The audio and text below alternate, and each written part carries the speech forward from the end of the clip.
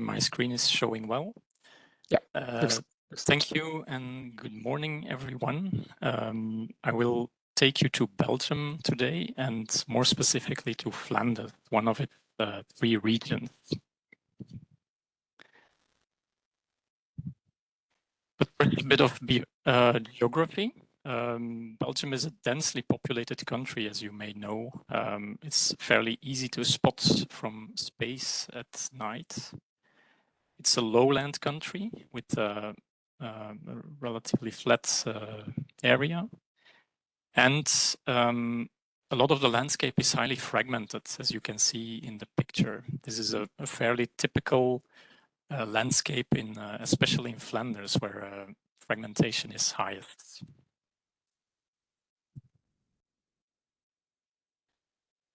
As you may know, Belgium is quite a complicated country. We have 3 regions. Belgium is a federal state with 3 highly autonomous regions.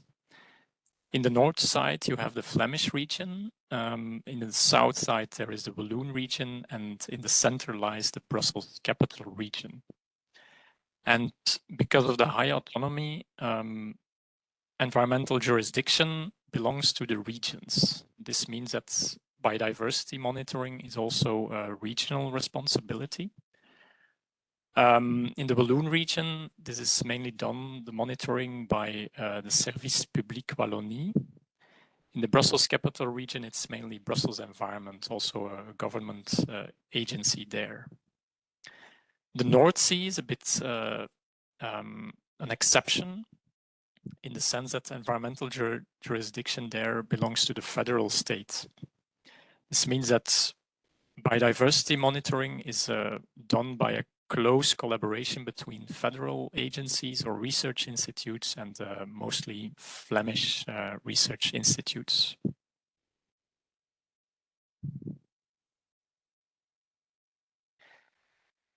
When we're looking at Flanders, so the northern part of the country, there are a number of protected areas. Of course, there is a Natura 2000 network, so habitats and birds directive areas. In Flanders, we have around 12% of the total surface area covered by Natura 2000. We also have a number of national parks recently created, and there are a number of other spatial planning instruments that we use to protect nature.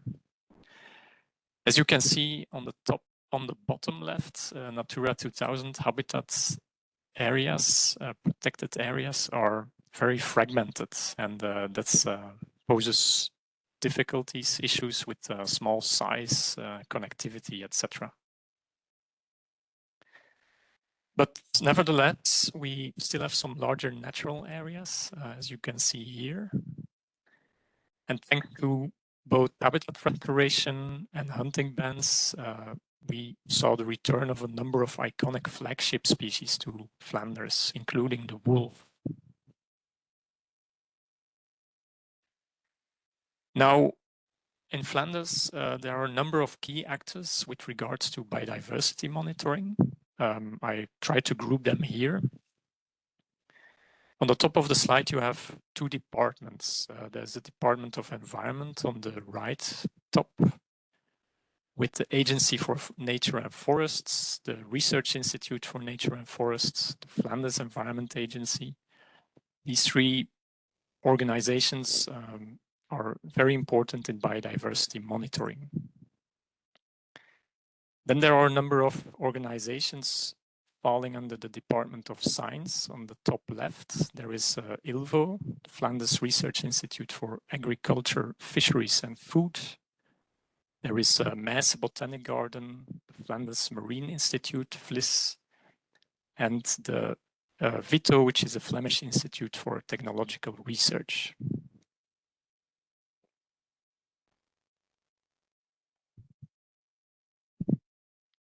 In Flanders, we also have 5 provinces. The provinces also have a number of research groups or departments to monitor, for instance, the smaller streams in their territory.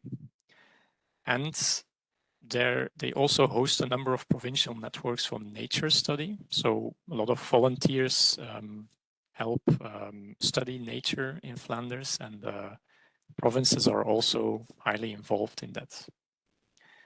There are also a number of non-profit organizations you can see on the bottom right.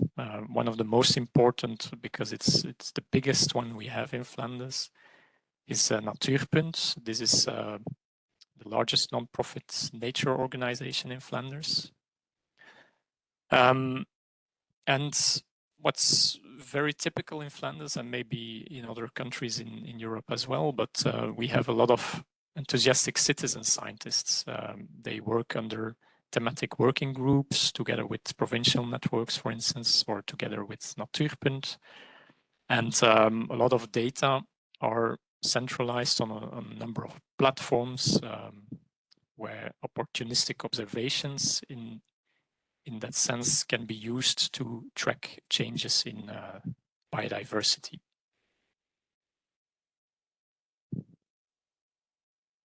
With regards to responsibilities with a focus on the Department of Environment, so the department that is heavily involved in biodiversity monitoring, I try to split out the responsibilities of the different organizations. It's just an example. There are many more relations, but this is one way you can see it. So the Agency for Nature and Forests, INBO, is mainly involved in policy and terrain management, also in enforcing the law. Part of them, they also have a group that monitors forests, biodiversity. Flanders Environment Agency, the second line, is mainly involved in water and air monitoring, also policy, terrain management and enforcement. But they also do a lot of monitoring for the Water Framework Directive, and they also report on the Water Framework Directive. Then the Vlaamse Waterweg, which is a Flemish waterway, is part of the mobility department. They are responsible for the management of navigable waterways and shipping. So mainly terrain managers, but they are important in biodiversity monitoring as well, because in an agreement with the Research Institute for Nature and Forests, we also get funded to do the biodiversity monitoring, for instance, in the estuary of the Scheldt. And the Research Institute for Nature and Forests, so that's where I work. We are involved in biodiversity monitoring, in reporting of biodiversity results. We do research and we provide scientific advice, especially towards the three organizations that you see there. In terms of reporting, the pipeline of reporting of European legislation, there are a few ways we do that in Belgium. So in some cases, the reporting goes through a federal level. So as you can see in the middle of the two arrows, there is an intermediate step. But in this case, it can be BELSPO, for instance, the Belgian or the Belgian Biodiversity Platform.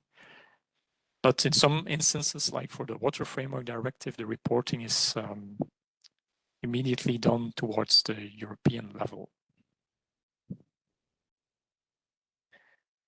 So for marine biodiversity monitoring, I grouped my presentation or the biodiversity monitoring in a few thematic groups. So for marine biodiversity monitoring, we have a number of research vessels. On the left, on the bottom left, you see the Belgica, which is hosted by ARBINS, which is the Royal Belgian Institute of Natural Sciences. There's also the Simon Steven, that's a ship on the bottom right. This is hosted by the Flanders Marine Institute.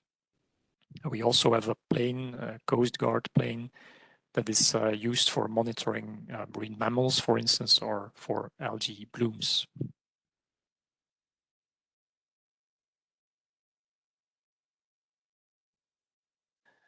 You will notice that during my presentation, on the top right corner, I often provide information on the legal framework that is relevant for that slide. So in this case, it's a Marine Strategy Framework Directive, the Water Framework Directive, and the Birds Directive.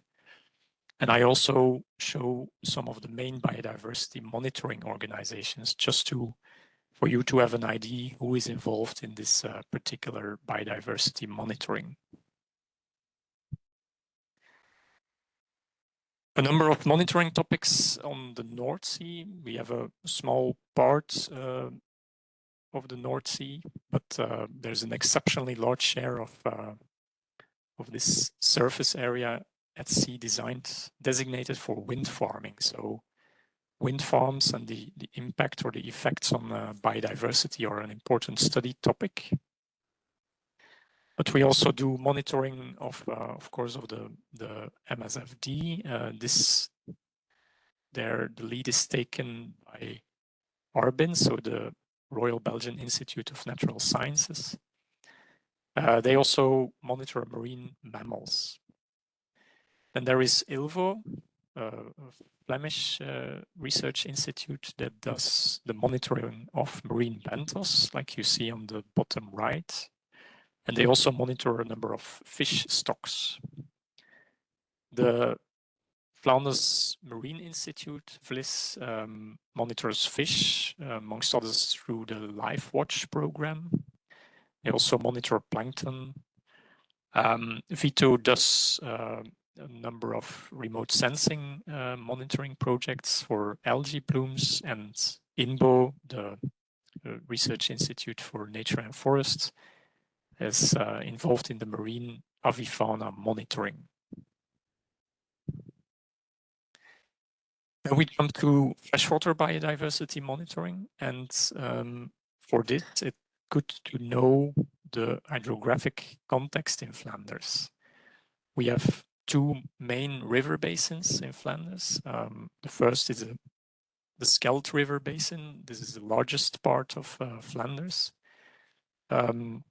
Also containing one of the larger estuaries in northwestern Europe. And then there is the Meuse River Basin, which comprises a smaller part of Flanders, but is also part of Flanders. For the Water Framework Directive, so we're in freshwaters. This means a lot of biodiversity monitoring for the Water Framework Directive. The focus lies on larger rivers and streams, and also standing water bodies and a number of canals. And for the Water Framework Directive, it's the Flanders Environment Agency who takes the lead, who is a coordinator of the monitoring. And the Flanders Environment Agency also monitors phytoplankton and phytobenthos. So phytoplankton is one of the 5 biological quality elements of the Water Framework Directive. And for phytoplankton, we mainly rely on chlorophyll A indicators. So for larger rivers, lakes, and estuaries.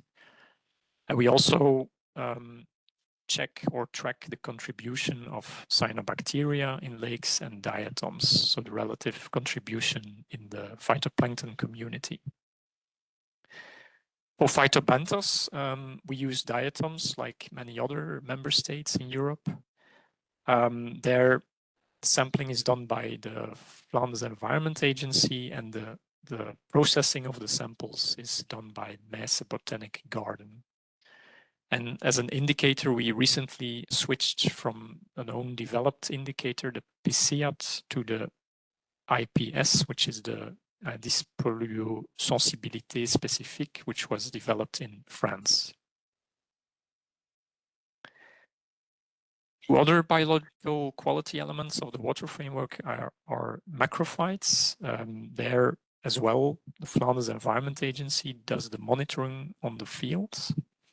And amongst others, they use type specificity to check if the the vegetation matches the reference community. For macroinvertebrates, it's also the Flanders Environment Agency who does the monitoring, and they developed a multimetric macroinvertebrate index, which is the MMIF, the multimetric macroinvertebrate index Flanders. And there is, for instance, a metric checking the number of highly sensitive macroinvertebrates that are present in the sample.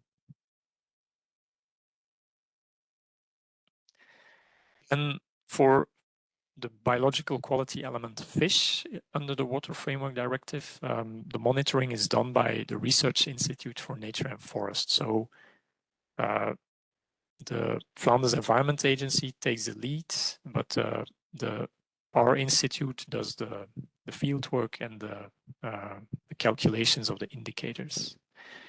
So we mostly fish electrical together with fikes in some cases. And we also measure the length and biomass of fish to estimate the number of components that are relevant to the fish community status.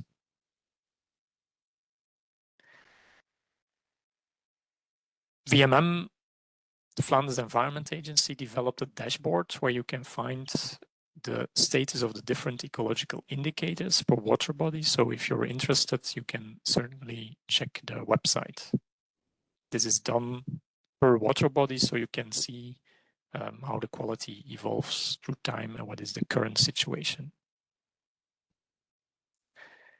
Then another aspect in freshwater biodiversity monitoring is the monitoring of the efficacy of fish passages.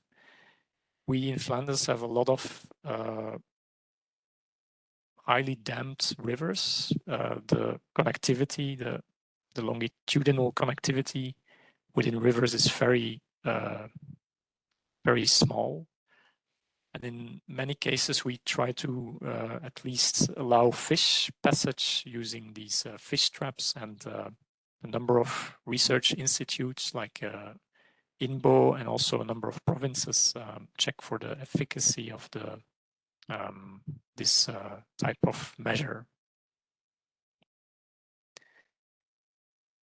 At INBO and also at the Flanders Marine Institute, we track fish by telemetry. So we have a number of, we have a team that is dedicated to tracking fish species, sensitive fish species, to see what their migratory behavior is, both inland in the rivers, but also at sea, especially important for species that migrate between sea and inland rivers.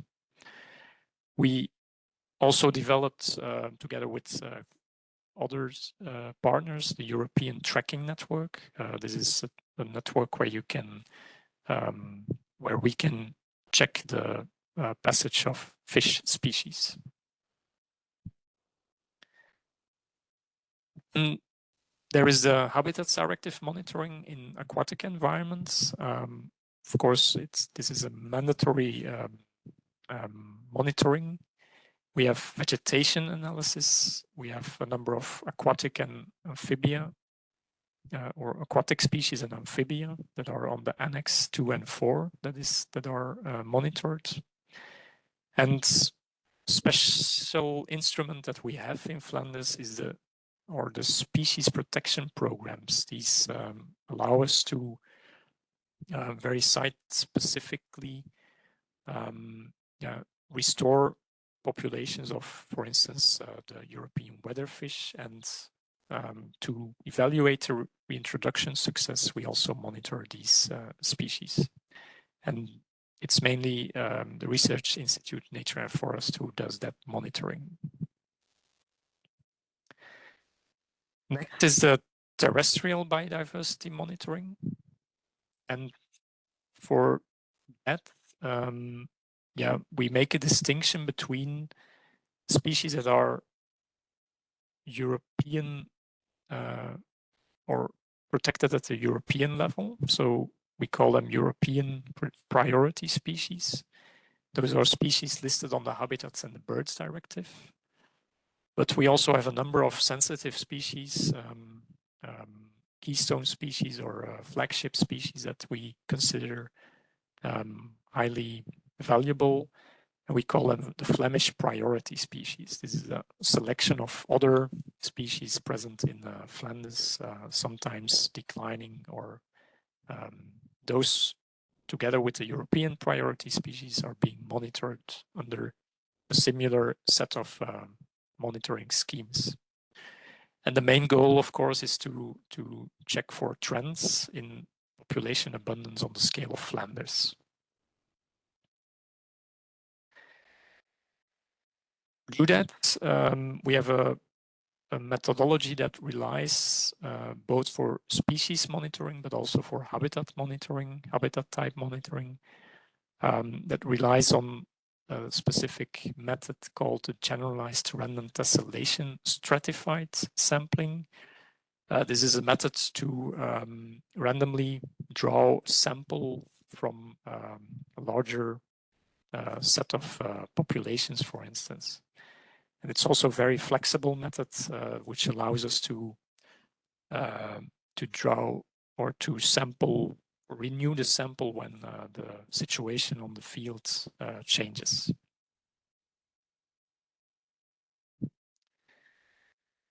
We use, as I mentioned before, there are a lot of citizen scientists in Flanders, and we make use of that group of enthusiastic nature lovers. So we have a number of projects where we use citizen science to monitor a number of species that can be monitored by volunteers. And in fact, one of our larger monitoring programs in Flanders is a citizen science project. It's a collaboration between INBO, so the Research Institute Nature and Forests, AMB, the Agency for Nature and Forests, and also Natuurpunt, so the largest non-profit nature organization in Flanders.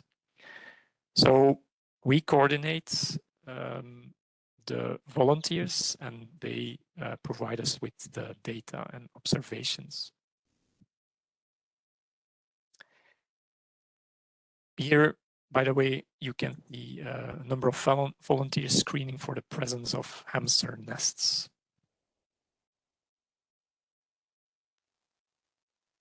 In the same project, we also monitor hibernating bats, for instance. So this is also done by a large group of volunteers.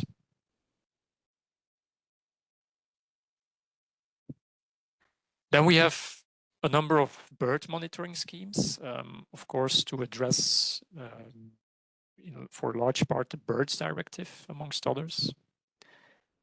This is mainly done by the Research Institute for Nature and Forest, often together with Natuurpunt, because they coordinate or host the data platform where a lot of volunteers can upload their observations. Three important monitoring schemes that we have in Flanders are the Common Breeding Birds monitoring scheme. This is intended to track changes in population size of common breeding birds. At the moment, there are 87 species involved.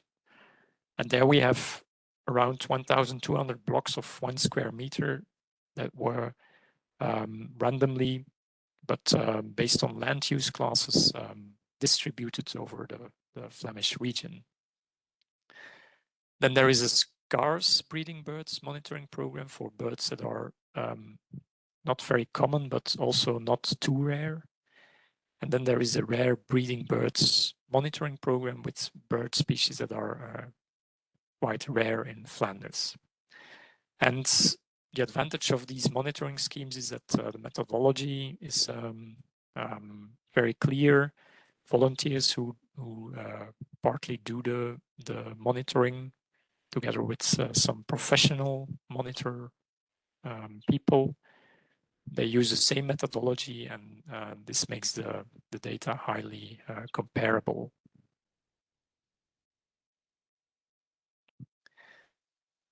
Then we also have a few other bird monitoring schemes in Flanders.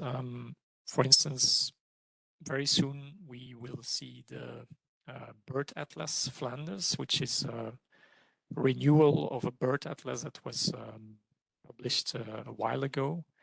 And this compiles a lot of data. There has been a lot of monitoring specifically for this bird atlas as well. So around fall this year, this bird atlas will be published. We have, especially for the Ramsar convention, there's a dedicated monitoring scheme for wintering water birds. So since 1967, this counting is being performed. It's a long-term time series. We also check or monitor specifically the winter birds, the overwintering birds in Flanders since 1989. There is a seabird monitoring, as I mentioned before. And there is also, there are a number of monitoring schemes that are specifically tailored to the needs of monitoring in farmland areas. And in fact, we also have a number of other monitoring programs or pilots that were created by the Research Institute for Nature and Forests to be able to monitor pollinators, for instance, or the soil fauna or mammals in farmland areas. And in Flanders, farmland is a very important land use. Then we switch to habitats. In Flanders, we have a specific instrument that is that was initiated since 1978 or initiated in 1978. This is the biological valuation map, the biologische waarderingskaart, developed by the predecessors of the Research Institute of Nature and Forests. And what's special about this is that it's a region-wide field-driven survey of the land cover and vegetation in the Flemish region. So every parcel in Flanders has its own, was being surveyed within this program. In fact, because it came before the Habitats Directive, we use it as a foundation for the Habitats Directive habitat type monitoring. So both the biological valuation map and the habitat map that is being used or developed or updated by Research Institute of Nature and Forests are closely related. And for the monitoring of habitat types under the Habitats Directive, it's interesting to know that we have 46 habitat types in Flanders, but we also have 16 regionally important biotopes, as we call it. Those are habitat types or biotopes that are not threatened on a European scale, but in Flanders are very sensitive or valuable. The data collection for habitat types is done by INBO for the forest and heathland habitat types, and INBO, the Research Institute Nature and Forest, does the monitoring of terrestrial and aquatic habitat types or the other habitat types. Then for the analysis of the conservation status, we use a number of criteria. Many of these might be familiar to you, but we check trends in range and total surface area of the habitat types. We check for key botanic species within the habitat. We look at habitat structure and also, interestingly, to the occurrence of habitat typical species. So we integrate the presence of sensitive habitat typical species that are associated with that habitat type as one of the indicators that are used for the evaluation.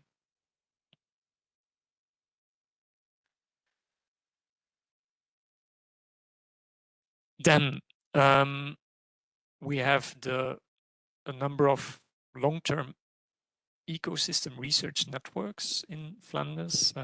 So we work together with international networks for a number of monitoring campaigns. So here I show you the example of ICP forests and Altair Belgium. So Altair and ICP forests are international collaborations for biodiversity monitoring. ICP forests focuses on forests habitat, but in Belgium, the Altair network is also closely aligned with the monitoring locations of the ICP forests. In fact, most of the Altair sites in Belgium are in fact forest sites. And here you can see on the left side, we have a permanent monitoring station as part of the ICP Forests program. It's close to Antwerp, and there we, for instance, we measure the impact of atmospheric pollution on a whole number of variables. So the plots are often aligned in order to make use of the both of the programs.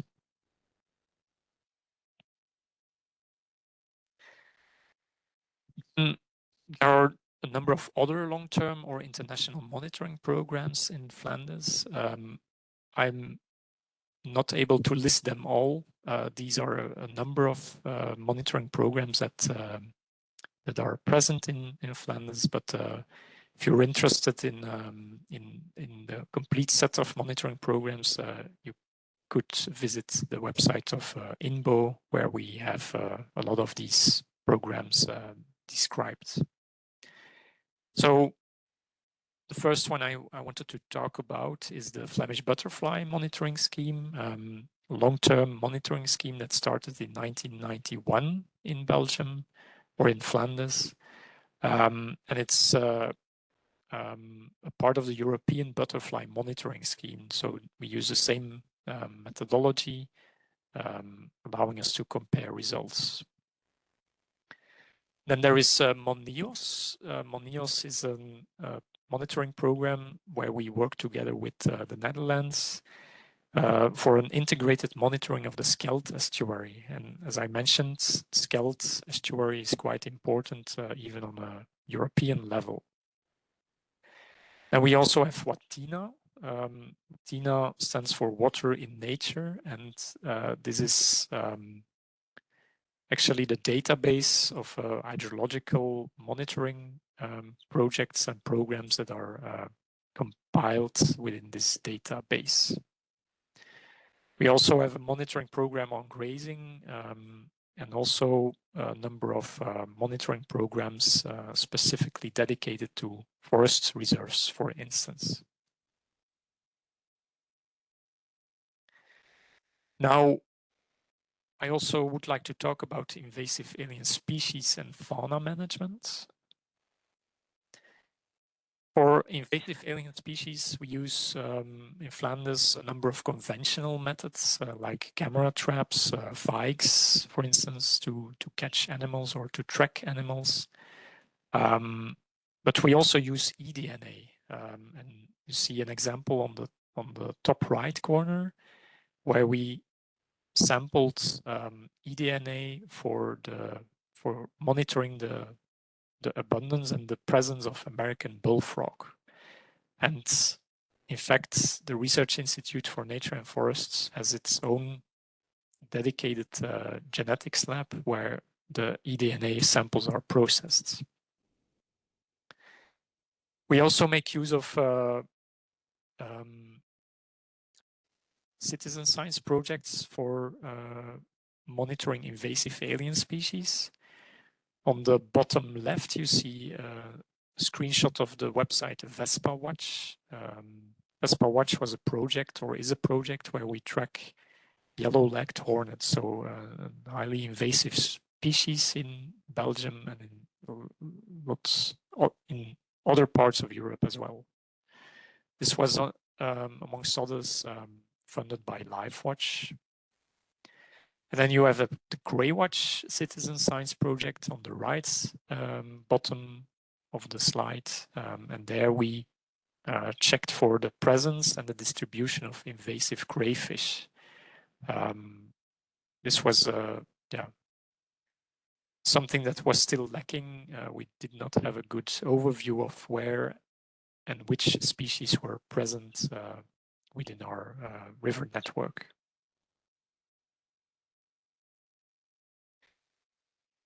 We also make use of something that we developed quite recently within Life Riparians, or under the umbrella of Life Riparians.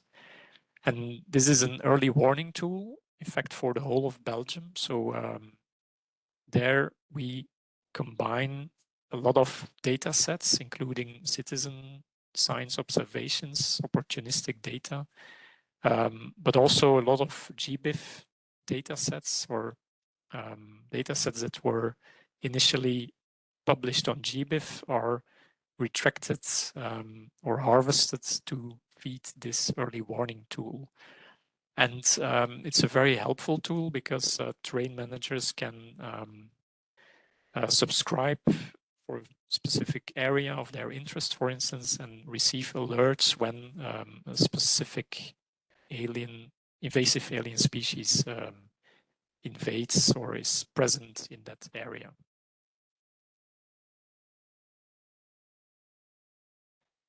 Then for fauna management, or for larger mammals, for instance, we often use camera traps, and the Research Institute of Nature and Forest is also a leader in the or a lead partner in many projects where camera traps are being used.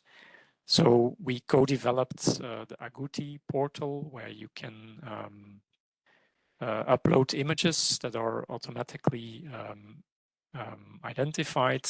You can store the information there and export it. There's also the project Big Picture, for instance. There are a lot of camera trap projects at INBO for the moment. And one of the things you can do, for instance, is like you see on the right side of the slide, the tracking of evolution of the density of boar in some of the forests in Flanders.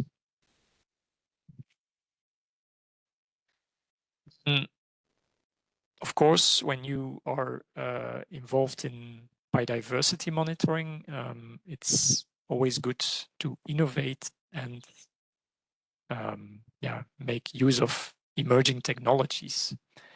And harmonization and innovation are a crucial aspect of biodiversity monitoring. And for that, the Research Institute, Nature and Forests, is also involved in a number of Biodiversa Plus monitoring pilots. So there we test a number of emerging technologies and compare them with results from other European member states or members of the Biodiversa Plus network. There's also eDNA and metabarcoding, which has become very important within biodiversity monitoring. As I mentioned, at INBO we have a dedicated lab for genetic analysis. We also use a number of animal sensor networks. I already mentioned the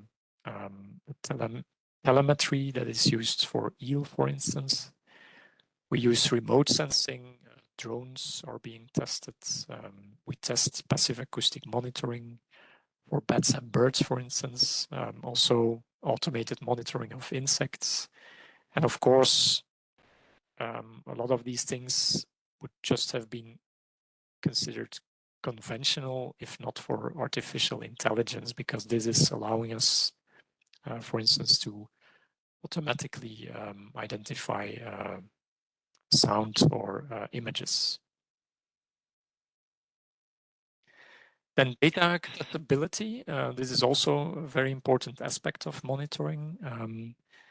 At INBO, we are committed to fair open science, which means that we upload all our data to GBIF. If you're interested in the databases and data applications that we use at INBO, you can visit the website here. And an important database in Flanders is the observations.be, which is managed and hosted by Natuurpunt. And recently, the Research Institute for Nature and Forests has developed and launched the Flemish Biodiversity portal. This is an important step towards centralizing hundreds of data sets that are present within Flanders. It's based on Living Atlas Australia. And using the Flemish Biodiversity portal, you can not only find back the distribution of animals or plants, for instance, but you can also use it to evaluate the impact of a specific project in an area, for instance.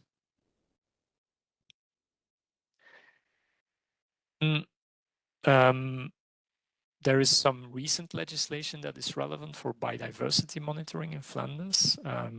There is in Flanders a specific legislation that was recently or that recently entered into force. This is called the PAS, and this is a program to halt nitrogen as a driver of biodiversity loss, for instance, in Natura 2000 areas.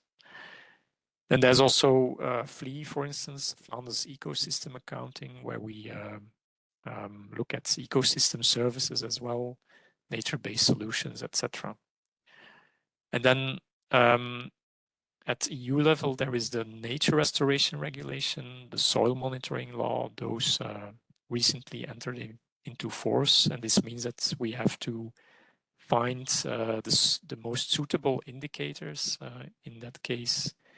And at INBO, we are preparing monitoring programs and plans, and we look into synergies with existing monitoring programs to exploit the existence of methodologies that are already in place.